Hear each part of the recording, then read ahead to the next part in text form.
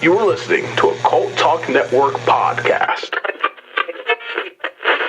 File access granted. Welcome, all you believers, idealists, skeptics, and all those who question the universe around them. I'm Ty. And I'm Bailey. And this is Cult Talks Conspiracy, File 029, our Cultober finale. Been a whole month of episodes. 5 episodes we have done this month now. I'm tired. Yes, this month has been insanity. But there is no rest for the wicked. No, we got to keep on rolling. It's crazy. The amount of content we put out this month is unreal. It's crazy. If you had told me 3 years ago, hey, we're going to put out a new episode almost every day of Cultober, I'd be like, you're fucking crazy. Oh, it is insane. Check out Cultober Plus if you don't believe us.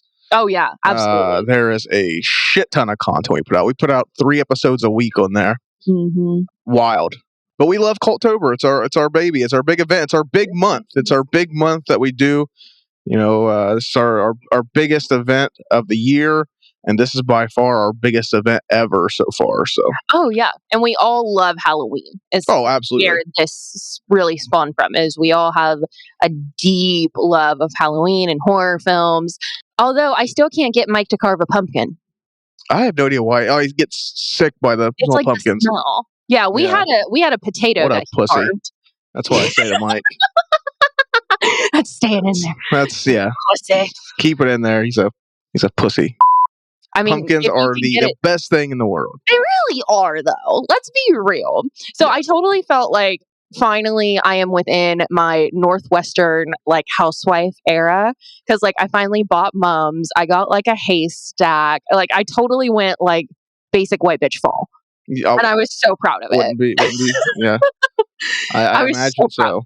It was amazing. I keep my Halloween decorations up for most of the year anyway, so I always have my jack-o'-lantern shit out. So it's just that time of year for me. You're a little alien. Yeah, my alien stays hung out. I keep my pumpkins down on my entertainment center. All my shit stays up.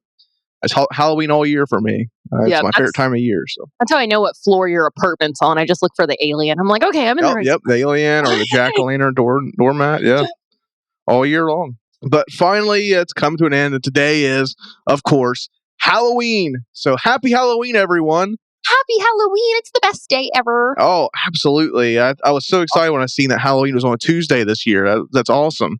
We got to do our first Halloween Day episode. Yay! Last year, we talked about the Mothman, and we talked about the Ocean at Night. And those were only our 3rd and 4th episodes. We're on episode 29. Oh my gosh. Today. It is insane the amount of shit we've had this year. That's insane. We did a famous cryptid last year with Mothman, and we decided to celebrate Halloween by talking about another famous cryptid, one of the big ones. We're going to be talking about the Jersey Devil. Dun dun dun. Bailey, how much do you know about the Jersey Devil? A little bit. I feel like I'm going to learn more today. But just you will. You're going to learn a lot today. Jersey Devil, one of my favorites. For some reason, I remember back in the 90s, it was really big. Jersey Devil was on a lot of the shows I watched when I was a kid. Because I watched shows like Sightings and Unsolved Mysteries and shit like that. Mm-hmm. And I remember there being a show that I've still this day, I've tried to find. That there was a show that me and my dad watched when I was a kid that was Jersey Devil, and I never be able to find it. So it's some 90s monster hunting show, so I've got to find that. But yeah, the Jersey Devil I was introduced to at a really young age. Loved it. I thought it was such a cool cryptid because it has bat wings and it's demonic. It freaks me out, man. It genuinely freaks me out. Yeah, it's unlike any other cryptid. It really is. And with a lot of the cryptids that we've talked about, people have been able to really kind of, I would say come to bat with something, pun not intended, but still works, with something that we know is biologically already here and say no, that's what that really is. And for the most part, some of it is pretty much okay, they have a wonderful argument. Guys, it's allergy season here. I'm very sorry. But I haven't seen that with the Jersey Devil, which scares the fucking crap out of me. I'm like, it's real. It's real. It very much could be. it seems like it's one of those cryptids that is very well known. Like I always consider it to be like part of the cryptid Mount Rushmore myself. I mean, Yeah. I've always put it up there with Bigfoot, Mothman, Nessie, Jersey Devil. But shockingly, there's some people that just really don't know that much about the Mothman. I think the Mothman, if I was to name my cryptid Mount Rushmore, I'm sure that would be the one that people would be contentious of. I'm sure people could think of other number fours on that, but to me, that's my cryptid Mount Rushmore. Has always been those four. So definitely, when it came around to us doing an episode for Halloween on Halloween Day, I thought this was the best way to close out Cultober, because the Jersey Devil definitely is a spooky type cryptid. Oh yeah. I mean, it's right in there with. I mean, it's a devil. Yes, Like, demonic. Ghosts, goblins, ghouls, and devils. Like, I mean, it's right in there. It fit right in there. It fit right in there with the whole theme we were trying to do this month by hitting all these popular monster types, and I thought Jersey Devil just fit so perfectly in there, and definitely something worth celebrating on Halloween Day. Absolutely. I didn't find out about the Jersey Devil until like my adult life, when I really started looking more. That is crazy. I know. I'm always shocked by that with anyone that tells me like, "Oh, I just heard about Mothman," or because like I don't even know where I learned this stuff. It's just things that I have known since I can remember, and I just assume everyone else does. The gnomes told you at your grandma's. I guess They just told you. They were like, "Here you go." I guess I just always, anytime someone's like, "I don't know what that is," like. I talk about the Flatwoods Monster or anything like that, and people are like, "I have no idea what that is." It blows my mind. It's like I have just always known about this stuff. You did that for me with the Loveland Frog. I had no idea what that was until last year, where you were like, "Let's go to the Loveland Frog Festival," and I'm like, "The what?" Wow, I didn't know idea that was your that was my introduction to the Loveland Frog. To the Loveland Frog, because I expected it to be way smaller, because I was like, I've never heard of this before, and I live in Ohio. Well, apparently, I lived under the rock for a little longer than what I thought I actually did. I guess so. Yeah. Man, I wish there was a show that would cover Ohio cryptids. That'd be great. Yeah. I mean, we could do it. We have some free time. We could. But I think without further ado, Bailey, let's go ahead and let's kick off Halloween Day, All Hallows Day, and let's talk about the Jersey Devil in File 029, Fear the Barrens, the legend of the Jersey Devil.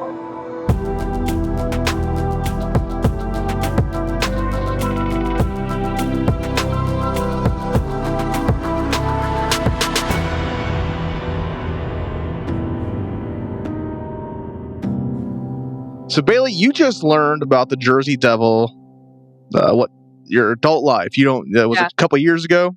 Yeah, I think so. I think it was like when we all kind of like got together, and it was like one of those conversations we had like about different cryptids and whatnot. And I was like, the Jersey Devil, like what is this? Because it wasn't like aliens for me. It wasn't something that was commonly talked about. Yeah. So, yeah. And then just kind of going on like my own research about it. And of course, like Monster Quest is amazing. I fucking love Monster Quest. So of course they have an episode on it, and I was just like, what the hell is this? Like I'm pretty sure like the demon live among us. Oh, I buy in the demons. Buying the demons. But not the ghosts. Not the ghosts. Demons are spicier. Demons are spicy, yeah. Ghosts are just milquetoast to me. I don't know. It's just ugh. Just a thing. Just no. Yeah. Give me a reason to believe, other than flickering lights or whatnot. But I mean, there's like knocking and whatnot, and like knocking on things. Yikes! Footsteps coming like right at you. Like, that's you insane stuff. You would tell me you wouldn't be scared shitless if you heard footsteps running right at you on a hardwood floor. Just the feet hitting the hardwood floor. Maybe. Oh my God. Maybe. I would assume it was a Hollow Man before I would assume it was a ghost, though. Bacon's gonna get you. Yeah, I can get behind that. But the legend of the Jersey Devil far exceeds a couple years ago, Bailey. We're going to be going way back for this one, because the interesting thing with the Jersey Devil is it is like a historical cryptid. It's old. It's old. It's a cryptid that's really stood the test of time. So the Pine Barrens are located in New Jersey. They were originally settled by the Lenape people are the Lenape, or the Delaware people, as they were called. And they settled that land nearly 10,000 years ago. Now, in the early 17th century, the first Europeans explored the Barrens. These would be the Swedish and the Dutch. And the Barrens, they stretch over 1 million square miles. Jeez. They cover 7 different counties. Sorry, 7 different counties. It's just a vast, vast area. Kind of akin to the, it's crazy. I'll compare it to this, but it's like dwarfed by this area. But the Pacific Northwest, Oh, wow. Bigfoot country. Yeah. You would think you could kind of compare those, but you really couldn't. Like the Barrens is so much smaller, but it's just this vast area, and it's known for its undergrowth and its thick foliage. There's some parts of the area that are just totally inaccessible. No trails, no roads. More than likely areas that people have never even stepped foot on just because of how thick the Barrens are. That's amazing. Yeah, it's massive. Very spooky kind of woods too. If you ever look at pictures, it's very like spooky kind of like something you'd see in a movie. It's like a gray forest almost. Yes. From yes. Very thick.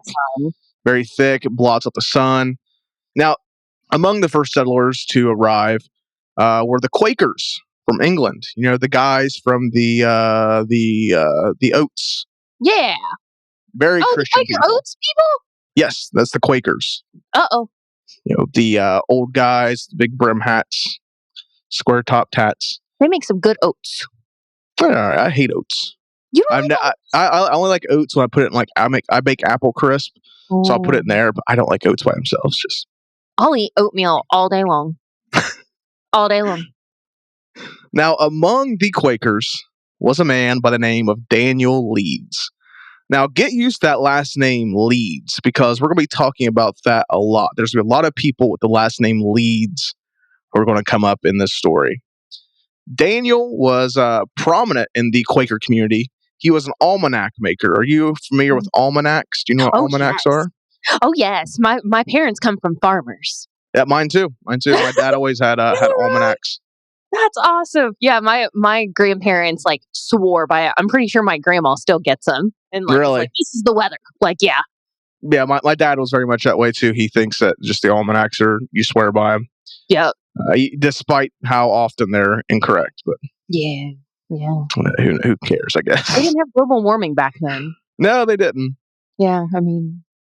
Now, Daniel, very prominent. These almanacs he made were all over the Quaker community, but his almanacs actually caused quite a bit of controversy within the community, as they were deemed blasphemous or too pagan. Oh my, Mr. Daniel claimed. Yeah, he was apparently putting some pagan rhetoric in his almanacs. It was claimed by the congregation following his 1687 almanac that they contained astrological symbols. Astrology, very frowned upon by the church. Most churches will frown upon that as, a tool of the devil.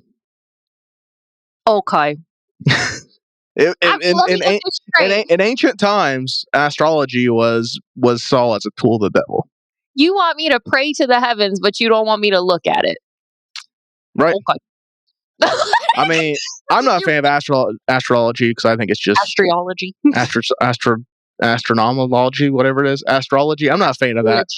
I think it's just stupid. I don't buy into it. I don't buy into it one bit. I hate when people are talking about their symbols and their. I'm not one of the people. I just roll my eyes when someone, if you're complaining about something like, oh, I couldn't get much sleep. Oh, it's because Venus is in retrograde. It's like, no, it's because I slept shitty. That's why I didn't sleep. Wow. But it really does have an effect on you, like the way that the energies are around you and everything, because everything has energy. So those different retrogrades and those different turns, they could actually do something to you metaphysically as well. Yeah, all that sounds like bullshit. I'll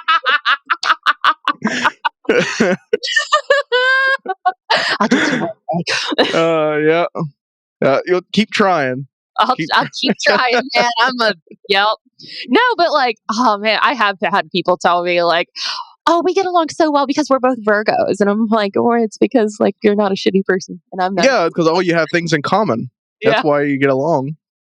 So he was he like telling horoscopes or was it just like the I don't quite know the depth, but apparently the almanacs had what the Quakers perceived to be astrological symbols, which they akin to demonic symbols. They related to the devil because they did see it as a devil's tool.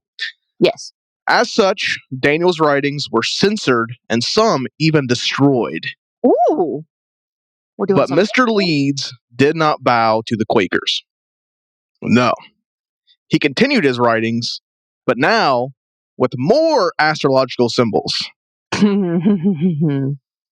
Daniel began to become more and more fascinated with topics such as occultism, demonology, and natural magic. He also began to publish anti-Quaker pamphlets. Oh, yeah, he got his mind into some other things and realized he no longer wanted to follow this Quaker bullshit. Oh boy, which that's a lot of thing with religion. You know, that's one of the main dangers of religion when people start thinking outside the box, which is what occurred here. Daniel started thinking outside the box, thinking freely, and just decided, like, hey, I don't want to follow these rules. And being a publisher, he just used the tools of his trade to voice that. Oh, yeah. Mm-hmm. But this led the Quakers to deem Daniel as evil. And in turn, they also published their own pamphlet called Satan's Harbinger Encountered, being something by way of answer to Daniel Leeds. The intent of this writing was to publicly accuse Daniel of being an agent of Satan. Does he have to get a license too, or like is that just a real estate thing? Like, I think it's just a real estate thing. I just need to know. I don't think there's any license of agent of Satan, although that would be some good merch idea. Oh yes, copyrighted. Yes, that's ours. I love the fact that they released in the public like two different pamphlets. It's like It's literally like old time celebrities going at each other. Oh, it gets like that here shortly. Like this is something I was thinking of the whole time, how petty these people were, and it's like we have not changed in the hundreds of years. Like we're just the same people. Man. It's just different mediums. Ooh, that scares me. Yeah, it's very funny, like the way the story this section of the story kind of goes, because it is just people having pissing matches in the public eye, but they're just using different mediums. After Daniel's passing, his son, Titan, would inherit the business and continue his father's work. The Leeds Almanac became so popular that it began to compete with another popular almanac maker of the time, Mr. Benjamin Franklin. Oh, like the Ben Franklin? The 6th president of the United States. I'm supposedly related to him. Oh, okay.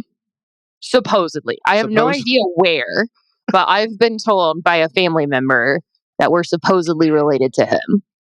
I don't know if that's true. Reliable. It's yeah.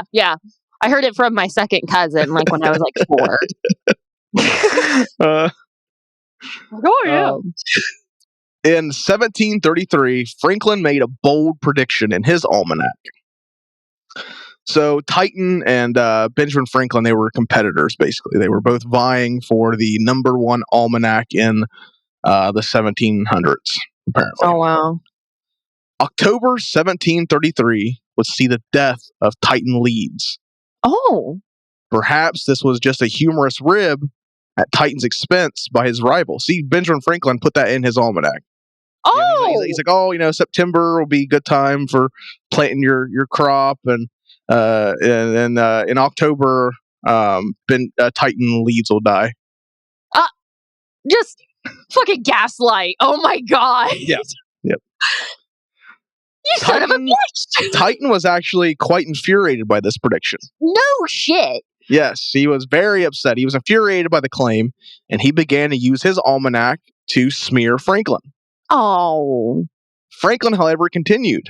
He claimed Titan had indeed passed away, but was continuing to write his almanac as a ghost. See, that would make it more popular these days. I feel like it, yeah. Even following Titan's actual death, Franklin continued to depict Titan as a ghost.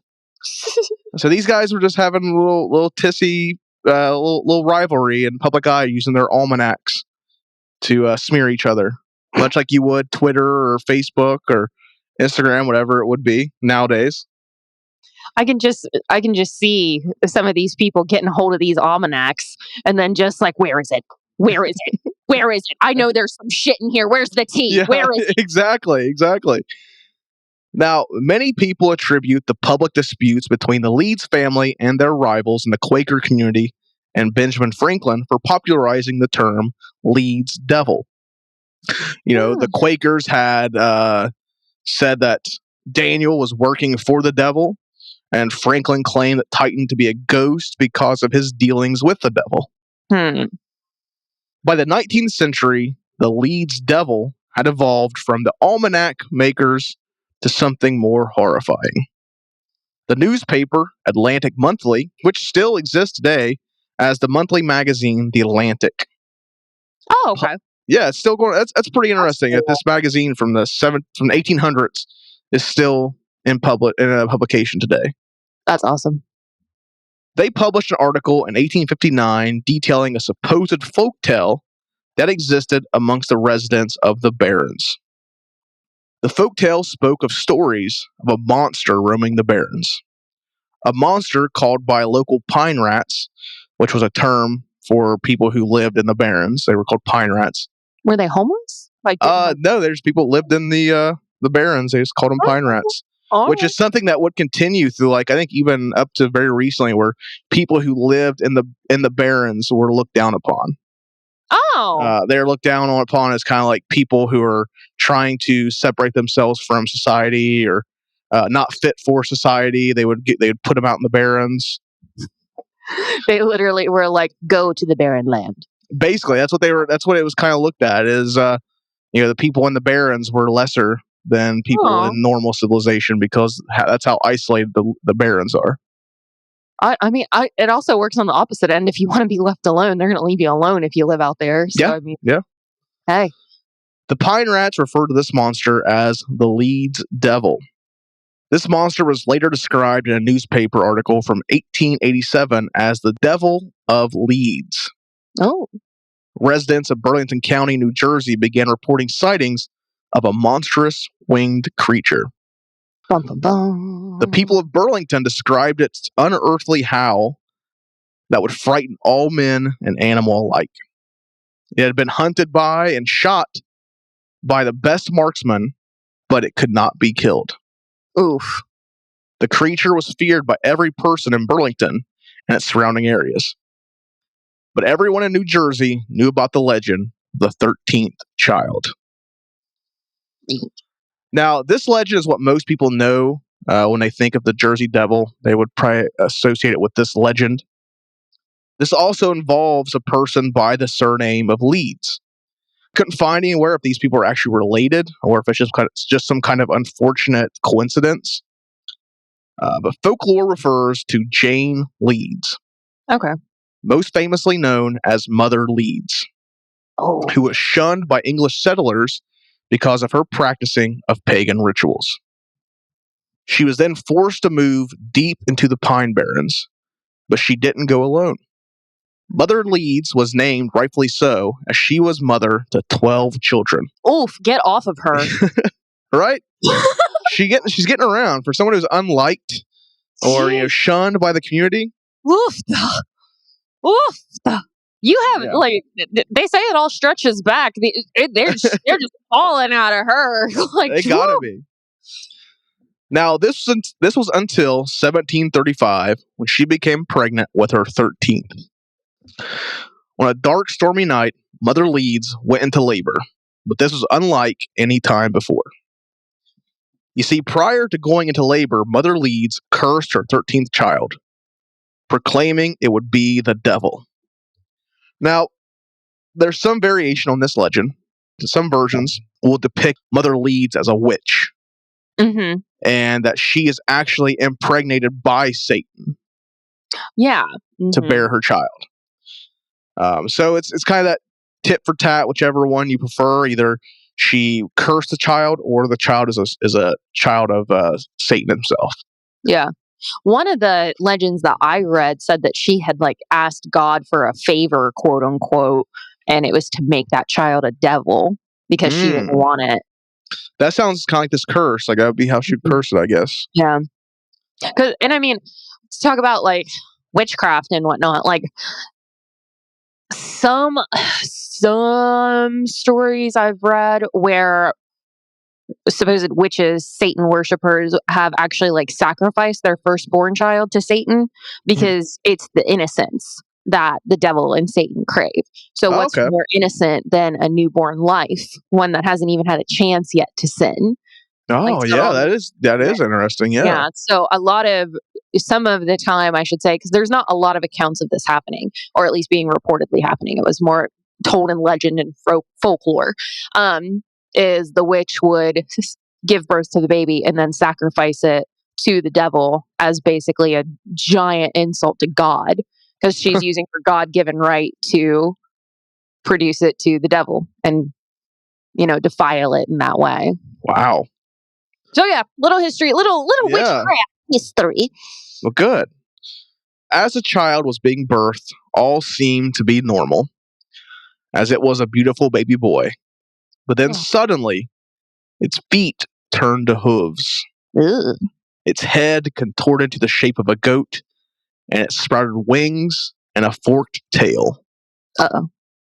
The child, now monster, screamed and whipped those in the room with its tail before flying through the chimney into the night. It would circle the nearby town, letting out its unearthly howl. The monster would then call the Pine Barrens its home. Mm-hmm. Now, also in this legend, there are some accounts that actually killed the bed mother, the woman there to help Mother Leeds pass the Oh yeah. have the child, and actually killed her after it changed, and then it flew out of the chimney. Its first kill. It's first blood. Yeah, I got a taste for it afterward. Yes. That's some bullshit. Like I just Actually, it's interesting when like looking at stuff about the Jersey Devil. It doesn't seem to like prey on humans per se. Real. I can't find very many instances aside from like its initial legend where it kills the bed mother and flies off.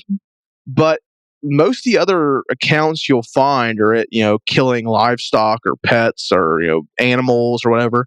It doesn't seem like it has claimed too many human lives.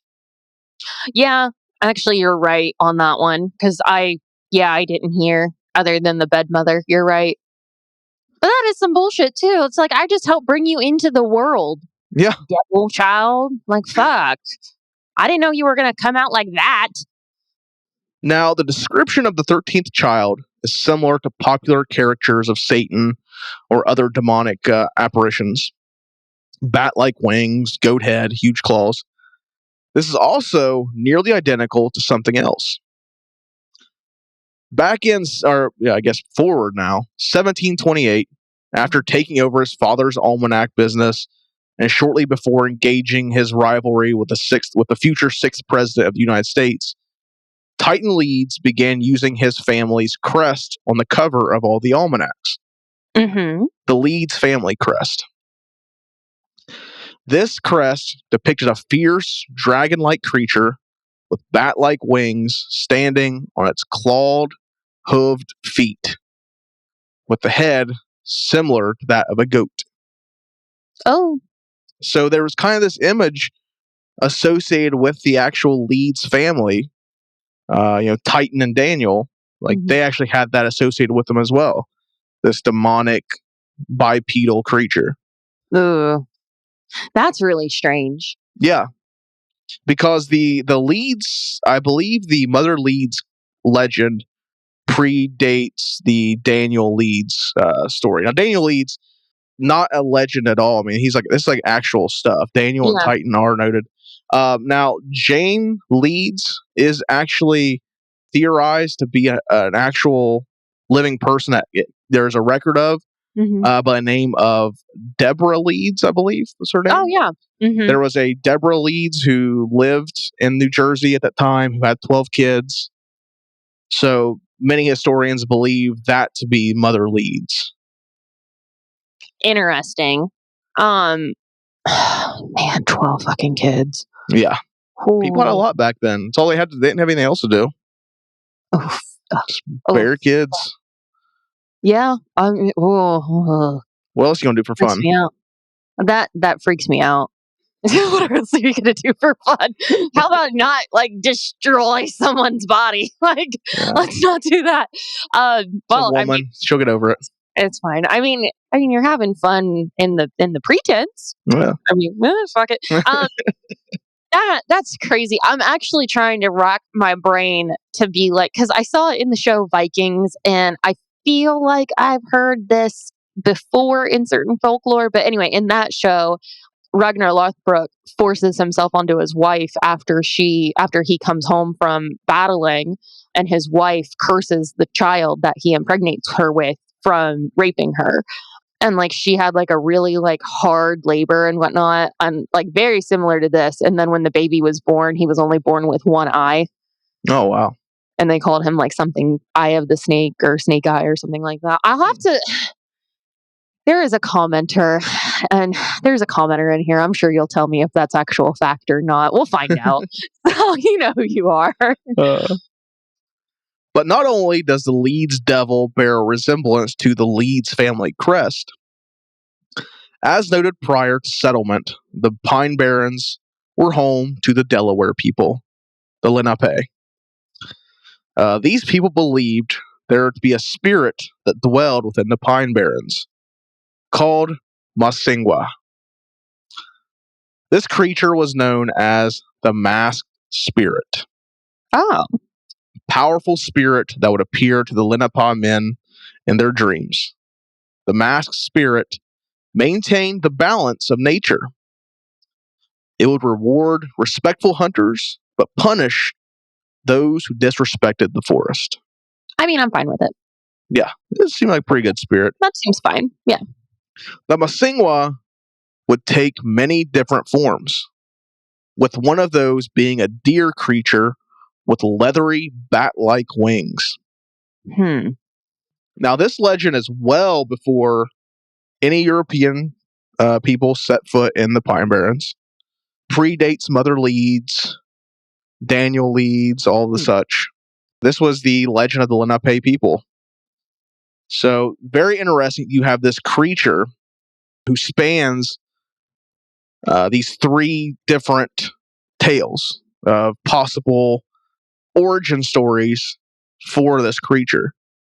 Yeah. That they all have nearly identical descriptions.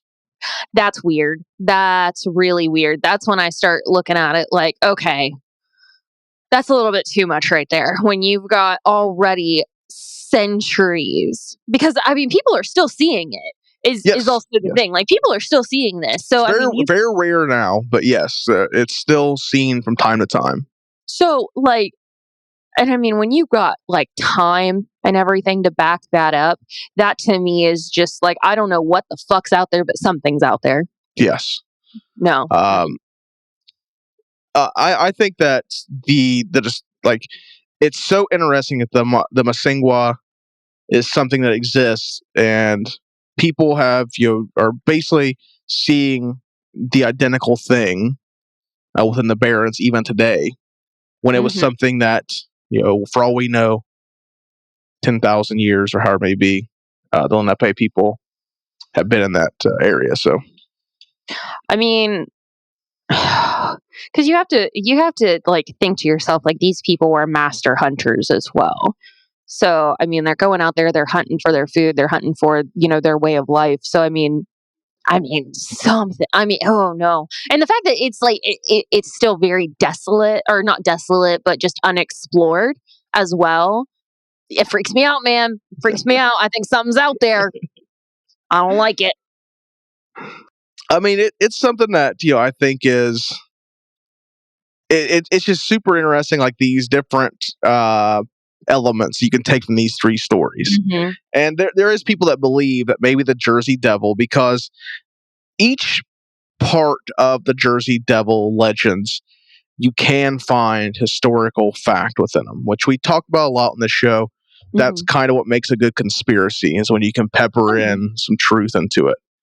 Because that way you have this really fantastical thing backed up by this factual thing. So it's like it's very easy to question, where the truth and where the lie, or where the story and the truth begin and end. So it is very interesting that all these pieces are there, and a lot of people who may be detractors of the Jersey Devil legend will use that as, these are all, it's kind of like a creepypasta or a conspiracy pasta. Yeah. Where it's these different things you put together and you arrange to make this really, really interesting story. But neither here nor there. The Jersey Devil would be seen consistently throughout the 1800s, 1700s. Napoleon Bonaparte, his brother, would actually see the creature while hunting in Europe. I read that one. That one was cool. That was really cool. All the historical figures that are kind of tied to the Jersey Devil. Benjamin Franklin, Napoleon Bonaparte. It's very interesting. All these people have like a webbed connection to the Jersey Devil in some way. But 1909 would be the most active year for this elusive cryptid.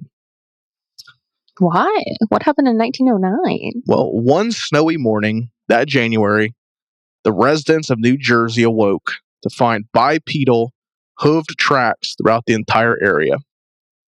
And I'm talking throughout New Jersey, not a town, like throughout the entire state. Oh. There were these hooved footprints all throughout. Soon, reports came in of residents hearing loud banging at their doors and human screeches outside. Reports spread from New Jersey into Maryland, into Delaware. Oh. Posses were formed to hunt the creature. What on earth? Expert hunters were called in from different states to go into the Pine Barrens to track, find, and kill the Jersey Devil. It reportedly attacked a trolley and laid siege to a very popular social club. Oh. They're not doing anything in there. They're just trying to have a good time, man. Even police in Pennsylvania reported seeing the creature, opening fire, and the creature being completely unfazed. That's scary. Absolutely not. No. Listen, if it was it aggressive though, or was it one of those things where it didn't start getting aggressive until like it was? Well, it's banging at people's doors trying to get in. It attacked a trolley, so I mean, yeah. So it that seemed is like it was on some sort of rampage. And this would go on for an entire week with people finding footprints and hearing noises and attacks and sightings that stretched across 4 states.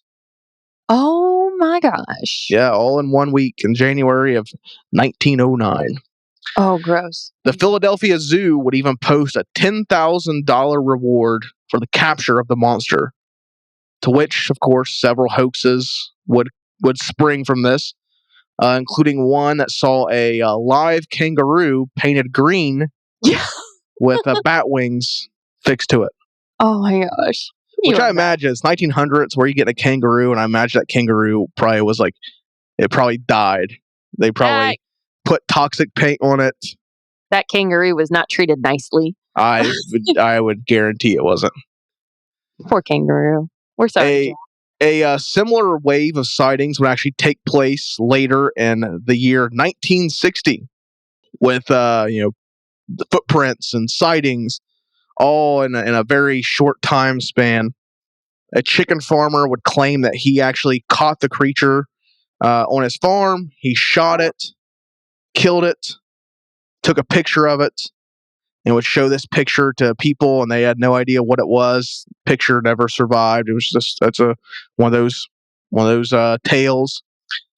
2 boys actually reported seeing a dead Jersey Devil floating in a nearby river. Oh gosh.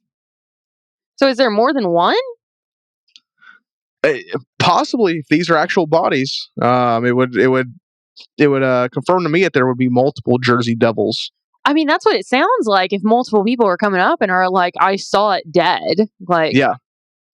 Just like in 1909, the 1960 sightings would bring forth all the local merchants from New Jersey would all pull their money together, and they would offer $10,000 for the Jersey Devil captured alive. oh, they want it live. They wanted alive because they wanted to build an enclosure and charge people to come see it. Oh, capitalism. Yes, they're merchants, of course. But unfortunately, no one stepped forward and was able to claim the $10,000 reward. Oh, not even the kangaroo guy. No, he didn't come back. He didn't He's come like, back. no, I'm good. We're good with that one. In modern times, sightings of the Jersey Devil have became rare. In 2015, there's a very popular photo you'll find online that a man claimed is a photo of the Jersey Devil. It made its rounds all over social media and whatnot when it came out. Not very captivating. It's just like, it looks to me like you have like a stuffed goat. They put some wings on it and like threw it in the air and just snapped the picture is what it looks like. Is it the really blurry one? Yeah, where it looks like it's just a goat with wings. That one. Yeah. It does. It really does. Yeah, like a toy goat. And everything. Yeah, it's what it is. I'm pretty sure it is. It has not really spurred many imaginative people. People are pretty quick to dismiss it. It didn't trick anyone, I don't believe. No. Look, that's a really small Jersey Devil. It is. It's very small. Tiny. It's so cute. The Jersey Devil would go on to become basically it's ingrained in pop culture. The X-Files, there's an episode called The Jersey Devil, and I think the first or second season that's pretty decent. There is a Teenage Mutant Ninja Turtle monster named after the Jersey Devil. Oh, that's cool. Games, cards, all the such. There is even looked for it at one point. What's that? Josh Gates from Destination Truth. Oh yeah, Josh Gates went after it. Monster Quest went after it. Tons of documentaries about it. Couple movies. The Barrens is a pretty good movie. I believe that came out in 2000. I want to say 2012, maybe 11. That's a pretty good movie. Very psychological. It's a super good movie. It's got Sean Astin in it, or not Sean Astin, Sean Ashmore, and that one is one I'd recommend to people if you're interested in the Jersey Devil. It's super trippy, very well made. Another movie that came out in 2002 is called The 13th Child, The Legend of the Jersey Devil, which is a movie I watched at nauseum as a kid on VHS because Did you the really? Jersey Devil movie. It's a terrible movie. Is it? Horrible. I tried watching it just the other day. It's on Tubi for free. If you want to check it out. 13th Child, the Jersey Devil. It's like shot on like some really shitty camera. It's not. I guess I wouldn't say it's shitty. It's just not as great. The Barrens is like a real movie, and it's a really good movie. So the Barrens is the one we're gonna. Yeah, that's the one to check out if you want to watch a Jersey Devil movie. Check that one out. Super slow burn, very psychological. Just a fantastic film. I love a good psychological thriller. You would definitely enjoy this. It is a really good movie. I'm not a big psychological thriller guy. I like my shit, fast and loose and A/B storytelling, nice, efficient, tight. Make me think. No, I want to think about it. I want to be. I don't like. There's very few movies I want to think of when I watch a movie. I don't want to think. I think all day, and that's because I get paid to think. If I'm watching a movie, I want big, dumb action explosions. That's all I want. I don't want to think about shit. If I'm thinking about something, I better be fucking getting paid for it. Hey, that's a good way to. Yep. Yeah. Yeah. I know how much I make to get paid to think, and no one's paying me that much to think about movies. So. Not yet, anyway. No, not yet. We'll see. Start getting some donations down in the link below. I might start thinking about might start watching some think pieces. I mean, but no, for now, I like my movies big, dumb, and loud. But the Barrens, Not Big, Dumb, and Loud. Very good movie. Definitely check that out if you want to watch a good Jersey Devil movie. Like I said, the episode, The X-Files, is pretty good. The Jersey Devil, I think it's the first season, if I remember. I'm pretty sure it's the first season. First or second. I get those two seasons mixed up because they're both very short. But first, second season, or one of those two. But it's spanned the gamut. It's become ingrained in cryptid culture.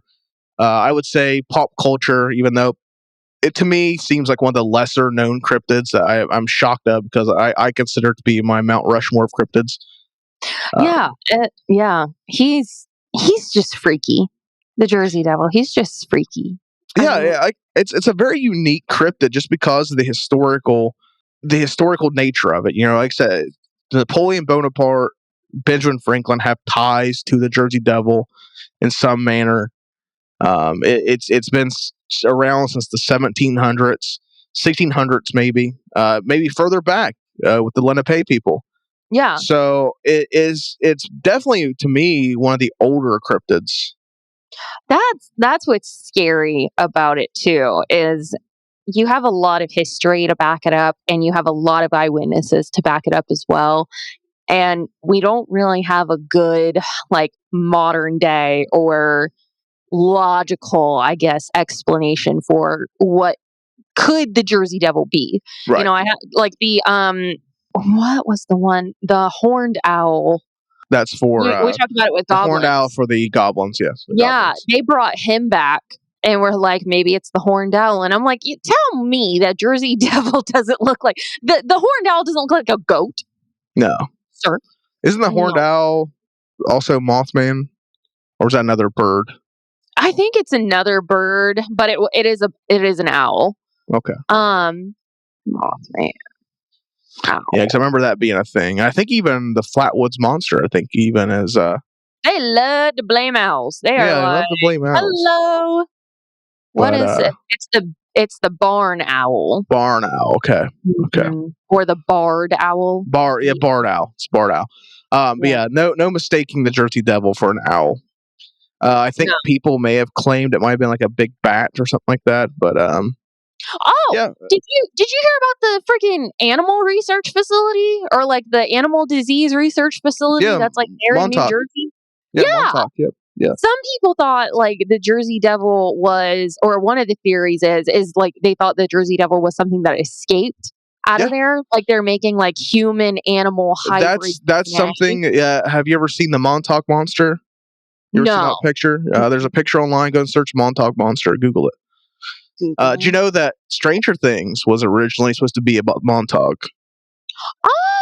Yeah, the original script for Stranger Things was called Montauk, and it took place in Montauk, New Jersey. It was supposed to be about, that was the research facility originally in Stranger Things. Oh, it's that thing. Yes. Yeah. I've seen this a lot. Yeah, Did they ever determine what this was? I don't think so. I think there's like theories that it was like some kind of like pig or dog or something that was, decomposing or had some kind of disease or something. But yeah, I heard the dog theory, and I'm like, ma'am, that has a beak. Yeah, that beak is what gets me. But if you look though, I always like play devil's advocate, because I don't believe in just like saying things because you want them to be. You gotta be logical about it. 'Cause I don't want hearsay and conjecture to be real. I want the real things. Bigfoot, aliens, all that stuff I believe in, but I want like the hard facts.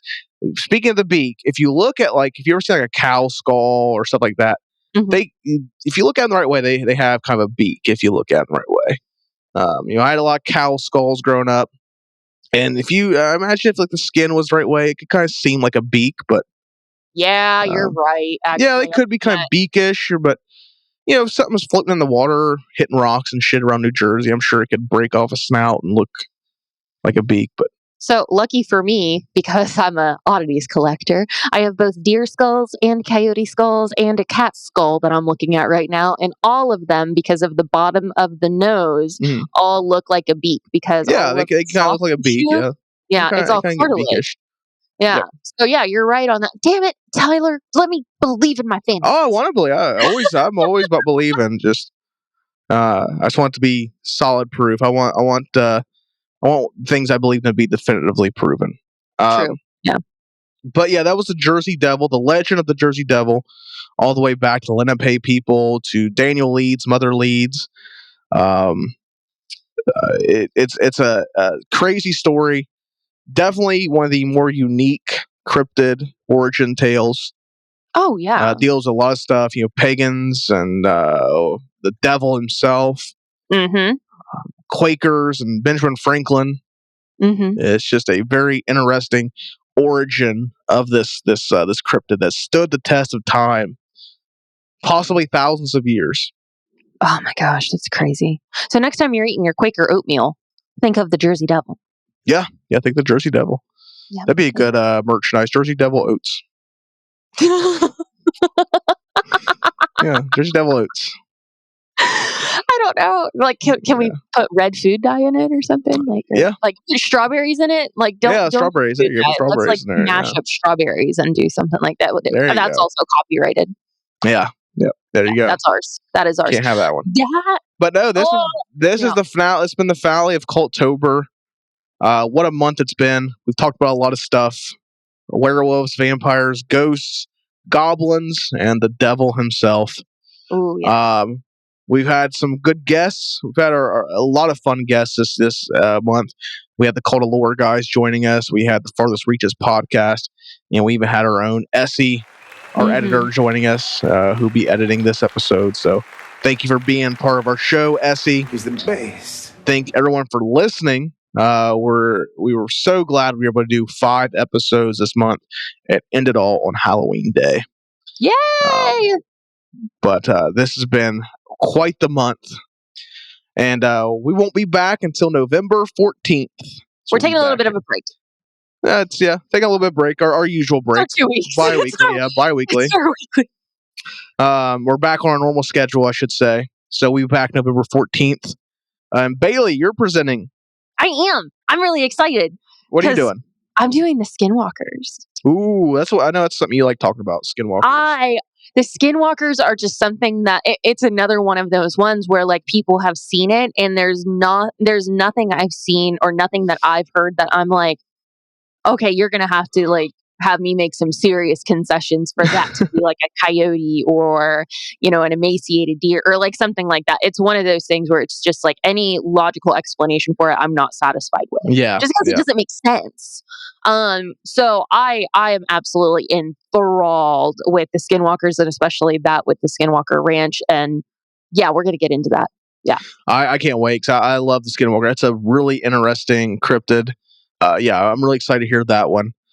And we're here. We're going to be in November, and November, of course, means that we'll be having a Black Friday special, of course, and stick around for that. But I think that does it for us, Bailey. That does it for Cultober, Cult Talk Conspiracy. It's finally over. It's finally ended. It is. Yes. Now, today, as we do every year, Cult Talk Net, we do a big Halloween special, a Cultober special. We try to have the whole group involved, big episode. And this year we have decided to do the Addams Family, the 1991 classic Addams Family with Rouse, Julia. And we are doing that over on Cultober Plus, our new podcast feed that's home to Cultober Plus, all of our holiday specials and bonus content and past episodes.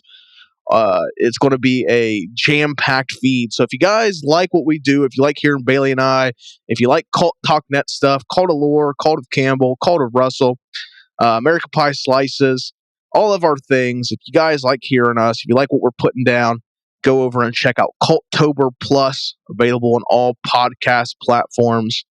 And if you go over there now, it is jam-packed with content. Oh, absolutely. We have put out 3 episodes a month through Cultober. It's packed to the gills, guys. It absolutely is. And like I said, today is the special release of the Addams Family where the whole gang's on board. Bailey and I, Ben, Eric, Jerry from Cult of Lore, Urs, Michael, everyone's there. And it is one fun episode. What was your favorite episode for Cultober? Ooh, probably Hocus Pocus. Hocus Pocus? Was a lot of fun. That was a lot of was fun. a lot of fun. That was good. What about you? Halloween Town, because I was just on one in that episode. I don't know what it was, when we were recording that, what I was doing, but I was on one that episode. Mike was editing it here in my house, and he edits without headphones on, and I was just like, "What the fuck was I like? Why was I saying that?" And You had a moment, just I was having some moments, but I tell him no matter what, always keep my shit in. I tell him I don't want anything edited out. If I say it, I say it. Put it in. I'm not worried about shit. Put it in. Don't ask me. I don't give a shit. Put it in. Yeah. So I tell him that every time. He's like, "Sure you want to say it?" I don't give a shit. Yeah. I'm not concerned. So yeah, I liked the Halloween Town. That was me in rare form, and I really enjoyed listening to it and being part of it. Yeah. I was in rare form for Dusk Till Dawn. You were. Definitely check out Dusk Till Dawn. That's an X-rated episode. That's a good episode. Yeah, definitely check that out. Bailey delivers one of the most iconic lines from the movie in full. So check that out for sure. Cultober Plus. All on Cultober Plus. All on Cultober Plus. And hey, if you guys want some Cultober merch, some Cult of Campbell merch, some Cult Talk Conspiracy merch, some Cult of Lore merch, today is the last day for our big Cultober sale event on our Teespring. Woo! Check the link tree below. $2 off everything. And today is the last day. So make sure you guys check that out. Get some merch. The Cultober collection is out. One of my favorite collections I put together. And you can get that stuff in color and in monochrome. So check it out. The monochrome's cool. I really like monochrome's cool. The color stuff's really cool. Fall colors really cool. I put together. But yeah, check that shit out. Get yourself some merch for $2 off everything. Not your order, $2 off everything. Each item, $2 off. Look at us. We're so nice. Mm-hmm. That's what we do. But I think that does it, Bailey, for us. It's time for a nice little rest before we are back at it. Making people question everything. But after Cultober, just need a nice little rest. Oh, yes. Little siesta time. So we'll be back here, not next Tuesday, but the Tuesday after. Talk about Skinwalkers. Make sure you guys follow us at Cult Talk Net across the board. Instagram, YouTube, X, Facebook, all the things. Check us out at Cult Talk Net. If you go to a social media platform, more than likely, if you look up at Cult Talk Net, you're going to find us. Make sure you guys check out Cult of Campbell, which came back for Cultober every Monday.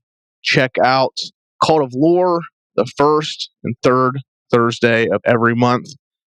Cult of Russell also came back for Cultober, so check that episode out. And Cult Talk Conspiracy, we're here every other Tuesday. Usual. Yes. Not every Tuesday. Every other Tuesday. Back to normal schedule. Back to normal. Back to normalcy for a little bit. Just in time for the holidays. But thank you guys for listening. I've been Ty. I've been Bailey. Question everything.